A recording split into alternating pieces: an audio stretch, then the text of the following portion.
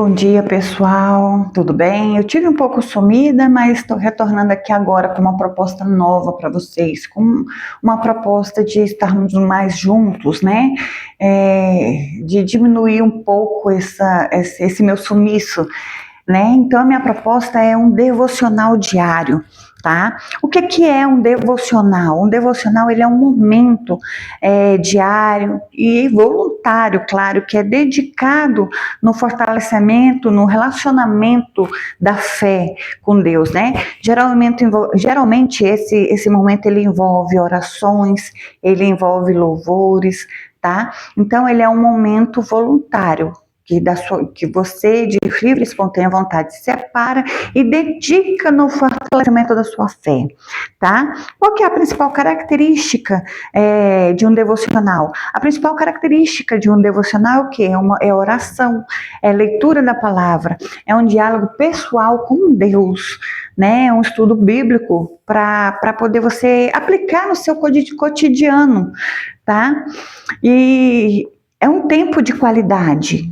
Então, geralmente é um tempo que é feito ou no início da manhã ou antes de dormir, né? É um compromisso isolado que você faz com Deus, é um tempo separado, né? É um renovo espiritual, né, que ele oferece para a vida cristã, para ele fazer um aumento da fé. Isso é um devocional. Portanto, ele é um momento de consagração a Deus, é um momento de adoração, é um momento de escutativa, é um momento de leitura da palavra, é um momento de aprendizagem. Então, é isso que eu quero propor para vocês, um momento de devocional, tá? Geralmente eu farei no período da manhã, mas pode acontecer também de eu soltar no período da noite, depende do meu horário de trabalho. Como muitos sabem, aqui eu trabalho no hospital, então meu horário ele é meio confuso. Vai ter dias que eu estarei de folga pela manhã, vai ter dias que eu estarei de folga à noite, tá? E hoje, no nosso início, no nosso primeiro devocional, dia 25/3, às 6 horas da manhã, tá? Nosso primeiro devocional, eu quero falar para vocês sobre o tempo de Deus, que fala sobre a revelação, fala sobre a igreja, fala sobre a cruz. E ele está lá em Mateus, capítulo 16, do versículo 13 ao versículo 26. É isso que eu quero dizer para vocês hoje, né? Nesse capítulo 16, ele marca uma transição de Jesus. Essa transição onde ele está saindo do meio da multidão, né? E está investindo, né, intensamente em quem? Nos seus discípulos. Então ele sai do meio da multidão, ele tira os discípulos da região de conforto deles, né? E leva eles para uma cidade chamada Cesareia de Filipe, que era uma região repleta de templos pagãos, né, de ídolos. Então é lá que Jesus leva os discípulos para poder fazer a pergunta mais importante da vida deles. E aí, lá no versículo 17, se inicia com uma pergunta. Versículo 13. Vamos lá do versículo 13 ao versículo 17. Né? O versículo 13, ele se inicia com uma pergunta que fala assim: E chegando Jesus às partes de Cesareia de Filipe, interrogou seus discípulos, dizendo: Quem dizem os homens ser o filho do homem? 14. E eles disseram uns: João Batista, outro Elias, outro Jeremias, ou um dos profetas. 15. Disse-lhes ele: E vós, quem dizeis que eu sou? Aí lá no capítulo 16, Simão Pedro respondendo disse: Tu és Cristo, filho de Deus vivo. E aí no 17, e Jesus respondendo diz-lhe: Bem-aventurado és tu, Simão, porque tu não revelou a da carne e do sangue, mas o meu Pai que está no céu revelou para ti, né? Então, assim, Jesus começou perguntando, né? Vocês veem que lá no versículo 13, Jesus perguntou para eles: o que o povo diz? Né? E a resposta foi variada, né? O povo diz que era Elias, Jeremias, né? E o mundo ele sempre terá uma opinião diferente de que Jesus realmente é. A opinião até hoje ela é variada. Se Jesus voltar hoje e perguntar o que dizem que eu sou, né? Vai ter uma porção de versões, né? Então o mundo ele sempre vai ter uma opinião diferente sobre quem é Jesus, né? Mas as opiniões diferentes, elas não salvam do que ele realmente é, né? De quem que é Jesus. Aí vem uma outra pergunta. Aí ele vira para os discípulos e pergunta para os discípulos: E vós? E vós? Quem dizeis que eu sou? Ele queria saber o que os discípulos achavam que ele era ou quem ele era, né? Porque não basta só saber só saber o que o pastor sabe ou o que o pai ensina, não basta só ter esse ensinamento, né? Porque a fé, ela precisa ser pessoal. A fé do pastor é uma, a fé do seu pai é outra, a fé do seu marido é outra. A fé, ela é pessoal e ela precisa ser pessoal. É isso que garante a salvação, né? A fé pessoal. E aí Pedro respondeu: Tu és Cristo, filho do Deus vivo, né? Logo Pedro, que era o discípulo mais difícil dele, que era um discípulo impossível, né? E aí Jesus deixa claro, né? Jesus revela que sim, que ele é o filho do Deus vivo, né? E deixa claro isso. Que ele não veio da inteligência, e que isso não veio da inteligência de Pedro, né? Pedro não precisava ser tão inteligente para saber disso. Isso veio da revelação divina, né? Lá no versículo 17, fala, né? Bem-aventurado és tu, Simão, porque não revelou da carne, não revelou do sangue, não era uma relação da carne, não veio da carne, não veio da inteligência dele, era uma revelação de Deus, tá? Então Jesus deixa bem claro isso, que isso não vem da inteligência de Pedro, né? Mas vem da revelação do Pai, em conhecer a Cristo, e conhecer a Cristo, conhecer o Filho, conhecer a Jesus, ele é um ato divino, né? E aí em seguida vem o quê? Vem a promessa. Lá no versículo 18 e 19, fala assim: Pois também eu te digo que tu és Pedro, sobre essa pedra edificarei a minha igreja, e as portas do inferno não prevalecerão contra ela. E eu te darei a chave do reino do céu, e tudo que ligares na terra será ligado no céu, e tudo que desligares na terra será desligado no céu. Então Jesus pega e fala assim: eu também te reconheço. Tu és Pedro, né? Então, assim, olha só, Jesus é tão misericordioso que quando você o reconhece como filho do Deus vivo, né? Como nosso intercessor natural ao Pai, ele fala assim: eu também te conheço e eu vou edificar minha igreja sobre esta rocha que sou eu. Né? Eu sou a rocha viva, eu sou a rocha viva, né? Então, assim, sobre a igreja de Jesus, ela tem que ser edificada na rocha viva, que é Jesus, que é Cristo, tá? E isso não é sobre a fragilidade humana de Pedro, não é sobre essa fragilidade, é sobre o que ele confessou, né? O que ele confessou? Que Jesus é a rocha viva, que Jesus é o Filho do Deus vivo, né?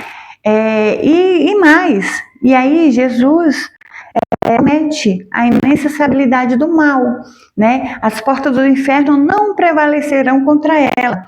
Ou seja, quando ele funda a igreja sobre a rocha viva que é ele promete que forças do mal, ela não prevalecerá sobre ela, sobre a sua igreja, né? E que a igreja, ela não é só um refúgio de defesa, não é um esconderijo, não. Ali é forjado soldados, né? Ali é forjado um exército de avanço, né? Que marcha mesmo contra o mal. É isso que é a igreja viva, tá? Então, é isso, né? E Deus promete mais a Pedro. Promete o quê? A autoridade espiritual, né? Ele promete isso quando você funda a sua igreja na rocha viva que é Cristo, né? Que você está sendo formado como um exército, que você está avançando contra o mal, né? Que você declara que Jesus é Cristo, Deus vivo, né, que é o nosso intercessor. Ele te libera a autoridade espiritual, que fala lá no versículo seguinte, né?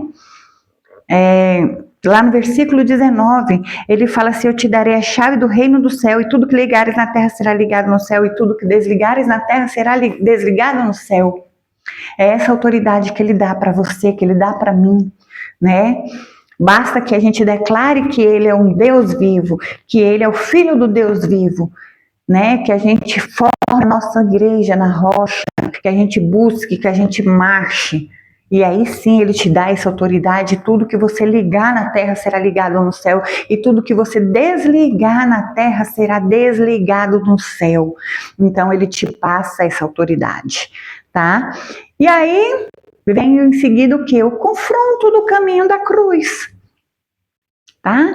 Que fica lá no versículo 21 ao versículo 23, que fala assim: desde então começou Jesus a mostrar aos seus discípulos que convinha ir a Jerusalém e padecer muitas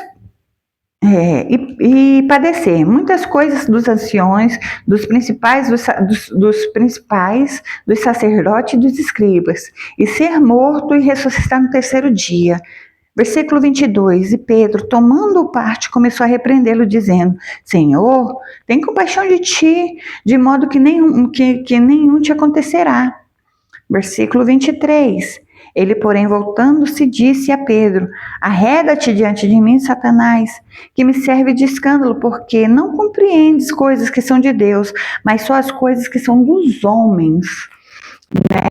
Logo após a revelação que ele era o Filho do Deus vivo, né, da graça, da glória, o choque de realidade, né? Jesus começa a falar sobre sua morte, começa a falar que era importante ir para Jerusalém, né, que o que iria acontecer lá em Jerusalém, né? Porque assim, vocês acham que Satanás queria Jesus morto? Não. Sabe por quê? Porque a morte de Jesus significava que Jesus triunfou sobre ele, a vitória da cruz, a vitória do povo, né? A remissão do povo, que foi o ato da morte de Cristo na cruz. Então, Satanás não queria que ele morresse, né? E Pedro tenta poupar Jesus do sofrimento, né? Fala: que isso? Mal nenhum te acontecerá, não, né? Ele queria o quê? Ele queria o Messias da glória, mas ele não queria o Messias do sacrifício, né? Ele achava que Deus é poderoso, né?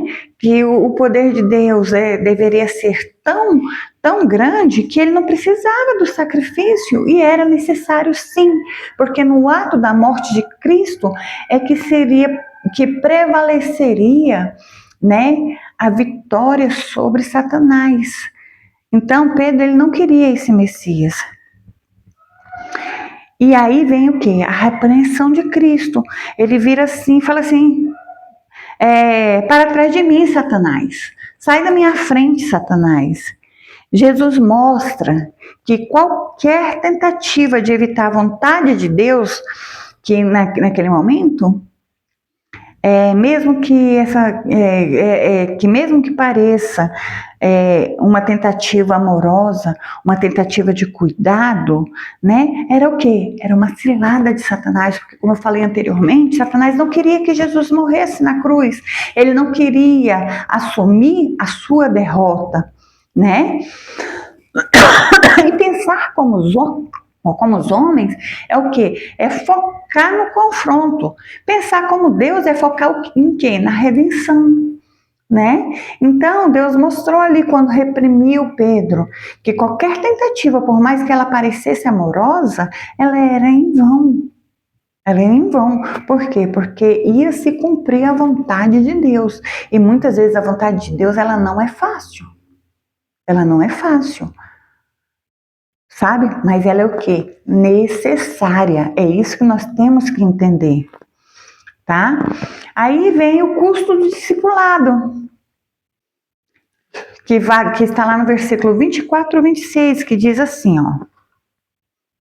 24. Então disse Jesus aos discípulos: se alguém quiser vir após mim, renuncia-se a si mesmo, toma sobre si a sua cruz e siga-me. Porque aquele que quiser salvar a sua vida, perdê-la-á. E quem perder a sua vida, amor a mim achá-la-á. 26. Pois que aproveite o homem ganhar o mundo inteiro se perder a sua alma. O que dará o homem a recompensa à sua alma? Né? Jesus encerra o convite de separação de admiradores e seguidores. O que difere o admirador do seguidor? O admirador é aquele que fica de longe, sabe? Sabe quem é, sabe o que faz, mas não tem coragem de se aproximar. Então ele admira de longe. E o seguidor é aquele que está junto, né? Então isso que difere o admirador do seguidor, né? O seguidor, o que ele tem que fazer? Negar-se a si mesmo, porque tá aqui, ó, a palavra diz isso. Nega-se a si mesmo. Então, o seguidor ele precisa abrir mão da soberania da própria vida para poder seguir a Cristo. O segundo tópico, ele precisa tomar a sua cruz, ele precisa estar disposto a sofrer, a morrer para o mundo e nascer para Cristo, né? Ele precisa estar disposto em ser separado, ele precisa tomar a sua cruz. E diferente do que muitos pensam, a cruz no processo, ela não é opcional. Ela não é opcional. Ela é obrigatória. Cada um tem a sua, com peso diferente, de formas diferentes, com madeiras diferentes, mas cada um tem a sua cruz.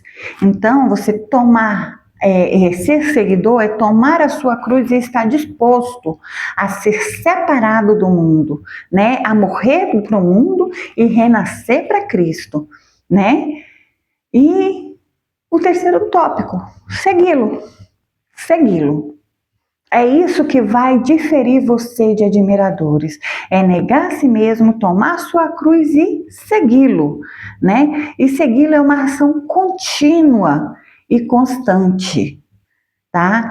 Pois o que adianta você ganhar tudo, o mundo inteiro, né? E perder a sua alma? Então, você precisa estar muito firmado nisso aí. Você precisa ser um seguidor e não somente um admirador. Você precisa tomar a sua cruz, você precisa segui-lo e negar-se a si mesmo. É isso que difere você de seguidor de admirador, para seguidor, tá? Então, Mateus 16,